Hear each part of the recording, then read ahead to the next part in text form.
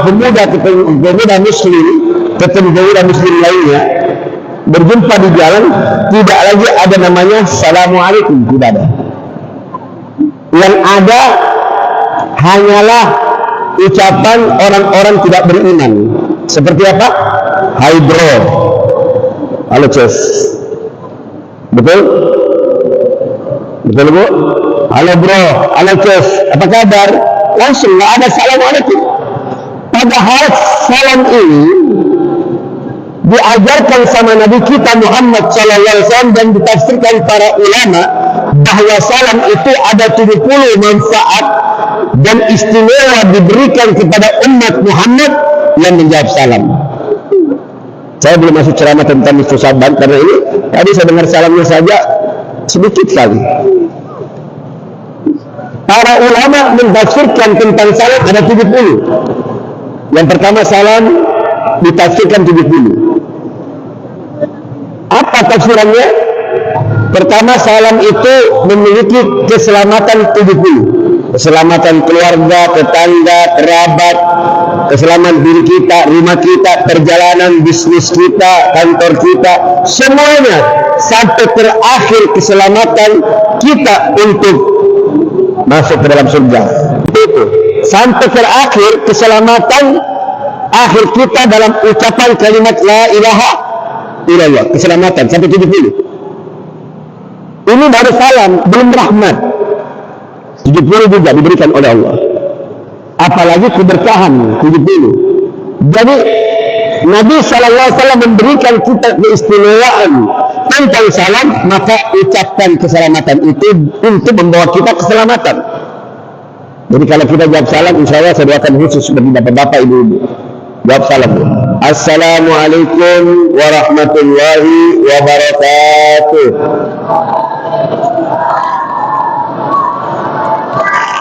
Semoga yang jawab salam panjang umur. Semoga yang jawab salam berkah dunia akhirat.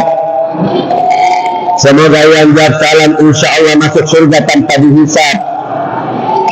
Semoga yang jawab salam di nisfu Sya'ban ini insya Allah doanya dikabulkan oleh Allah. Semoga yang jawab salam insya Allah hidupnya berkah dunia akhirat dan mimpi Nabi Muhammad SAW. Amin ya Rabbal. Ketahuilah, tadi kita baca doa nisfu Sya'ban yang sangat dahsyat. Ada 5 doa yang tidak pernah tidak diijabahkan oleh Allah. Doa apa itu yang diterima oleh Allah dan dikabulkan oleh Allah? Doa di bulan Rajab, doa nisfu Sya'ban, doa di hari Jumat atau malam Jumat. Ini malam Jumat juga, malam Jumat bertepatan nisfu Sya'ban. 2 sudah fadilahnya. Ketiga, keempat, Idul Fitri. Ini doa tidak pernah tidak diijabahkan, selalu diijabahkan oleh Allah. Doa 5 ini doa diijabahkan oleh Allah, asli diijabahkan. Yang terakhir apa? Doa Idul Adha, Idul Fitri, Idul Adha. 5 doa ini diijabahkan oleh Allah. Kita sudah masuk di arena Sya'ban. Sya'ban ini adalah bulannya kekasih kita Nabi Muhammad SAW. Bulan yang diturunkan ayat. Yang mana ayatnya innallaha wa malaikatahu yusalluna 'alan nabi ya ayyuhalladzina amanu sallu 'alaihi wa sallimu taslima. Ayat ini diturunkan khusus di bulan Sya'ban. Untuk apa? Memperbanyak selawat kepada Rasulullah, memperbanyak mengagungkan Nabi Muhammad, memperbanyak memuliakan Nabi Muhammad. Apakah pantas kita memuliakan Nabi? Apakah pantas kita mengagung-agungkan Nabi? Atau kita merayakan kehidupan Nabi? Kenapa tidak? Kalau kita mencintai Nabi Muhammad, Kalau kita peduli dan sayang kepada Nabi Muhammad dan memuliakan Nabi, pastinya kehidupan kita akan menjadi mulia. Pastinya kita akan menjadi agung di dunia, apalagi nanti di akhirat. Kenapa? Karena kita memuji Nabi Muhammad. Qul bifadlillah wa birahmati wa bidzalika falyafrahu. Allah saja yang perintahkan manusia. Seluruh makhluknya diperintahkan untuk bergembira kepada kekasihnya Nabi Muhammad SAW. Siapa yang perintahkan? Bukan ulama, bukan malaikat, bukan kekasih wali-wali Allah, bukan habaib, bukan seluruh orang-orang saleh, tetapi yang perintahkan kita untuk menyenangkan dan memuliakan Nabi Allah. Nah, itu tadi ayatnya yang untuk menyuruh kita, memerintahkan kita memuliakan kekasih kita, memuji Nabi Muhammad SAW. Qul bifadlillah wa birahmati wa bidzalika falyafrahu. Sekarang sudah masuk di bulan Sya'ban, sebentar lagi masuk Ramadan. Ya Allah, Sya'ban, apa yang kita perbuat di bulan ini telah terangkat seluruh amal manusia, perbuatan amal manusia, khususnya golongan daripada umat Nabi Muhammad, yang mana mereka di bulan-bulan yang mulia mereka memuliakan tersebut, dan semua amal ibadahnya ketika dilakukan di bulan-bulan Rajab, bulan Sya'ban, bahkan nanti masuk bulan Ramadan, semua nanti dilaporkan kepada siapa? Nabi Muhammad SAW. La ilaha illallah. Bulan Sya'ban ini bulan nadrahnya Allah, pandangannya Allah. Bulan Allah memandang kita dengan penuh kasih sayang. Maka dari itu bertobat kepada Allah, banyak-banyak ibadah di bulan Sya'ban, banyak berbuat amal baik di bulan Sya'ban, memohon kepada Allah. Maka ketika kita meminta setelah salat maghrib yang diajarkan orang-orang saleh, diajarkan para ulama-ulama terdahulu kita, para habaib kita, para kiai kita, setelah maghrib kita baca doa, dibaca surat Yasin sebanyak 3 kali, kemudian kita baca doanya, maka doa diijabahkan oleh Allah. Masya Allah, doa mustajab. Nah, maka di situ doa itu ketika kita minta apa saja kita bermohon, apa saja kita meminta, diijabahkan oleh Allah. Apa kata Allah dalam ayatnya? Ud'uni fastajib lakum. Minta kepadaku, aku kabulkan setiap permintaan hambaku. Kalau Allah sudah memandang kita, sudah selesai nikmat kasih sayang. Kita sudah melihat orang-orang saleh, orang saleh kita lihat. Makanya kalau kita banyak kali lihat orang saleh, senang hati kita, tenang, tentram memandang orang-orang saleh, melihat orang-orang saleh, berjumpa dengan orang saleh, berhadapan dengan orang saleh, hati senang. Apalagi kita melihat para orang-orang yang dicintai oleh Allah, wali-wali Allah, itu sudah senang, hati jadi bahagia. Kalau kita jarang berjumpa dengan orang saleh, mana bisa kita tenang? Duduknya di kafe terus 24 jam, duduknya di warkop, duduknya bersama orang-orang tidak bermanfaat. Mana bisa kita hasilkan dapat hasil yang dimuliakan oleh Allah? Tidak ada ketenangan, masalah setiap hari, problema setiap saat. Karena apa? Duduknya mereka bersama orang-orang yang tidak bertakwa kepada Allah. Tapi kalau kita duduk bersama orang yang memandang orang saleh, pasti hatinya tenang, pasti bahagia dirinya. Karena apa? Dekat dengan orang saleh. Ada satu hamba Allah, saking kurangnya ibadah kepada Allah, saking tidak ada gairahnya, dia ke tempat daripada Syekh Muhammad Al-Qashaf. Setiap dia memandang wajahnya Muhammad Al-Qashaf, sepontak Muhammad langsung kegiatan dan kesemuatannya untuk ibadah kepada Allah. Tidak luntur ibadah kepada Allah. Kenapa? Memandang orang saleh, menunjukkan gairah untuk melakukan ibadah kepada Allah. Bagaimana kalau orang saleh memandang kita? Bagaimana orang saleh melihat kita? Maka doa orang saleh ketika dipandang, berjumpa bersama orang-orang dicintai oleh Allah yang bertakwa kepada Allah, maka akan didoakan orang saleh tersebut. Alhamdulillah. Bagaimana kalau kita dipandang oleh Rasulullah SAW? Beda memandang, dalam dipandang. Kalau memandang, belum tentu kita dipandang sama orang saleh. Hanya kita memandang saja. Tapi kalau dipandang sama orang saleh, itu lebih afdal, lebih tinggi tingkatannya. Apalagi dipandang sama Nabi Muhammad SAW.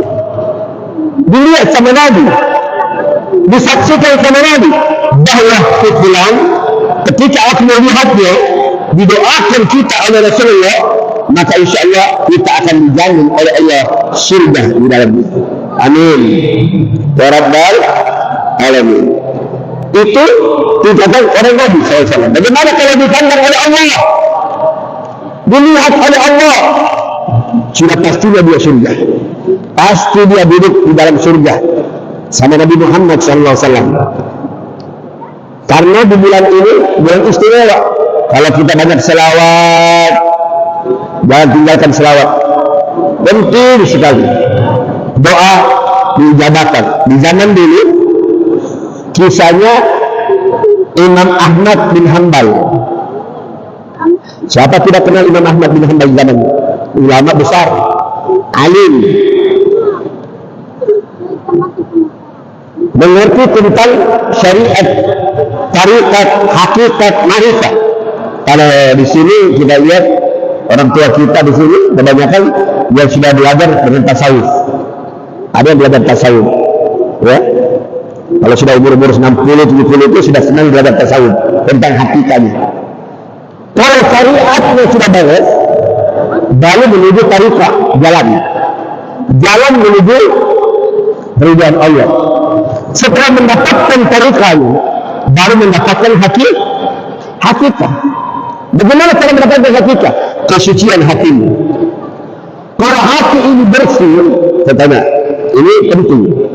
Kalau hati ini bersih, maka semua apapun ucapannya dijabarkan oleh Allah. Pandangannya Allah. Pendengaran Allah. Semua. Seperti wali-wali Allah. Mukashifin. Langsung melihat. Oh, ini fulan suka begini, begitu. Melakukan sesuatu yang haram, melakukan yang baik. Dia tahu. Dari mulai umur sekian sampai umur sekian. Paham. Dia kenal. Dia tahu apa yang kita perbuat. Kenapa? Allah bukakan mata hatinya. Itu orang memiliki hakikat.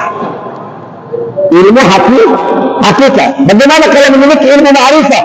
Lebih tinggi lagi. Itu punya wali Jutub namanya. Di atas wali ada Jutub.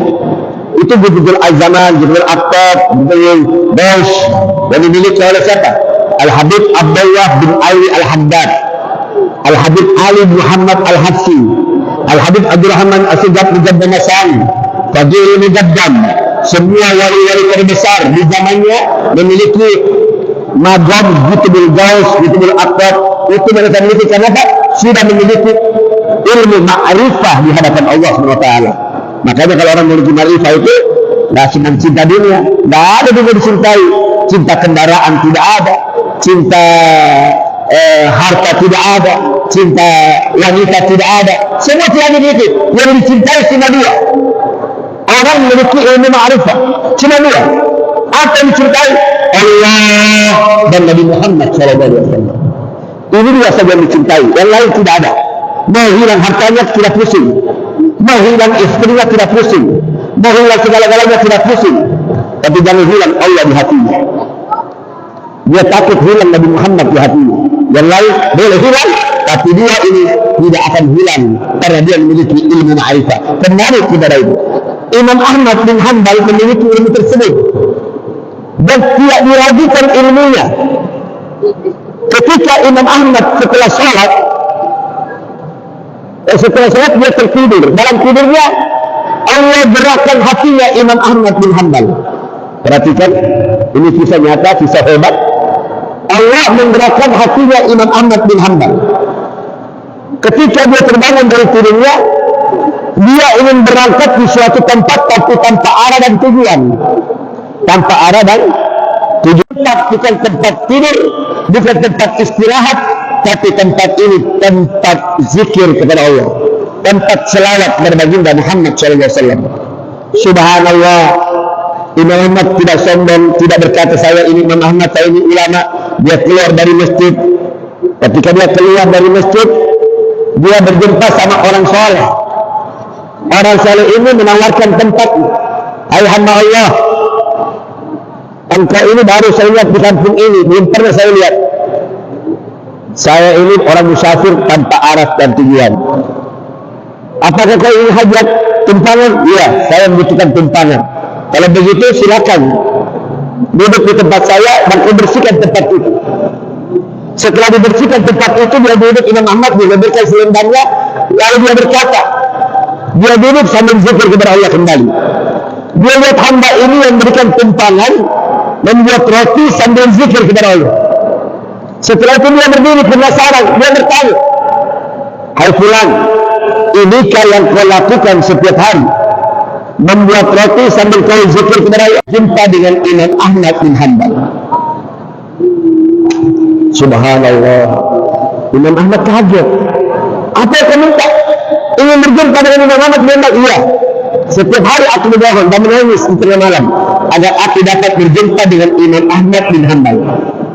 Ajib, kata Muhammad. Gara-gara kamu, aku digerakkan hatiku oleh Allah. Berangkat di kampung ini dan sholat, doa berjamaah diusir oleh tabir masjid. Berjumpa denganmu, kau berikan aku tumpangan. Dan aku penasaran, kau membuat roti sambil zikir, aku bertanya.